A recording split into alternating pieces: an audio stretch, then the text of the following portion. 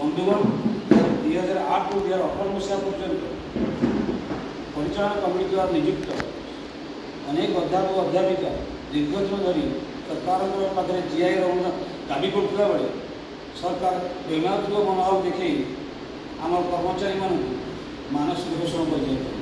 जहाँद्वारा शैक्षिक वातावरण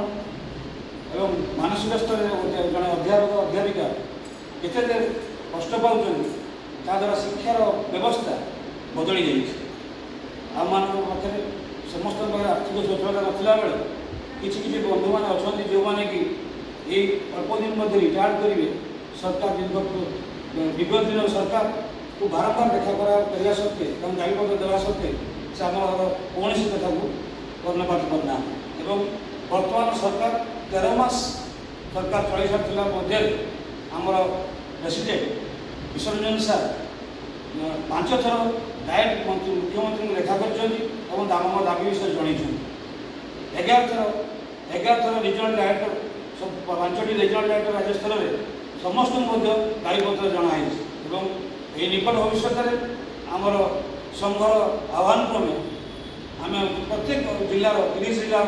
जिलापाल ऑफिस रे 12 घंटिया और धारणा नहीं सरकार कर्णपात करना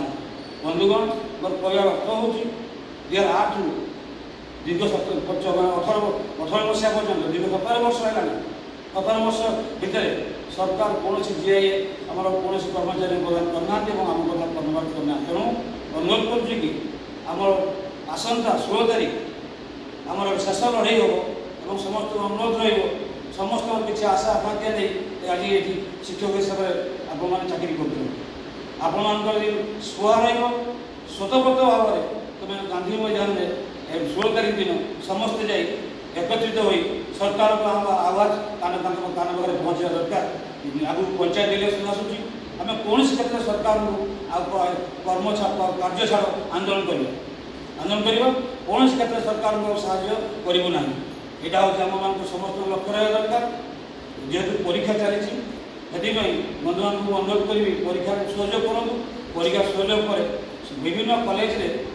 परीक्षा पर विभिन्न कॉलेज जेहेतु अनुदान प्राप्त जो शिक्षक मान अच्छा से कॉलेज चलाऊँ बर्तमान सरकार देखा गले प्रति कॉलेज रे 2 जन 3 जन जे पाई स्टाफ था बाकी सब मैनेजमेंट परिचालन कमिटी द्वारा नियुक्त स्टाफ तेणु से भली अहरह सरकार समस्त कार्य करें आंदोलन करूँ सरकार कान को कर्णपात हम और पूरा सरकार ओडिशा रे समस्त कॉलेज ताण पाल्टी सरकार चिरनिद्रा भांग तेणु अनुरोध करुच्ची बंधुगण तेणु क्या किसी समस्त प्रकार कार्य दाबी पूर्ण करने आपण मैंने समस्त सहयोग रहा दरकार एकत्रित आवश्यक सब से मैदान देखा गांधी मैदान में 16 तारीख दिन से दिन आम आंदोलन आम एति